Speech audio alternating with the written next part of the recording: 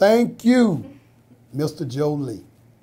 A deputy that paved the way for African Americans to enter law enforcement died this week. Joseph Lee was the first black deputy for the Bay County Sheriff's Office. This is a photo of Lee with the first black Panama City police officer, J.C. Wilson, taken around 1953. Lee quickly became a role model for those at Bay County Sheriff's Office and in the community.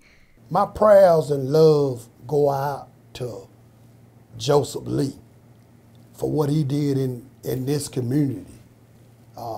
Paved the way in the community, made a way dealing with a lot of African Americans in the community. Lee broke barriers for black officers, which wasn't an easy task during the 1950s and 60s. Smiley said Lee often spoke of the struggles that came with being the first black deputy. These guys did a lot in our community.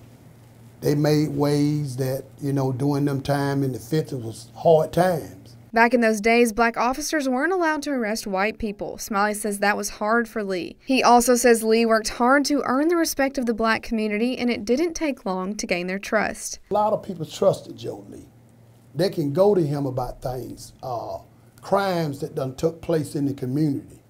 They know that if they can go to Joe Lee will make a way for it. They can trust him. Smiley says Lee bridged the gap between law enforcement and the community. His success opened the door for others to step through. Because of him, it makes me seeing all the black deputies now that we have at the Bay County Sheriff's Office.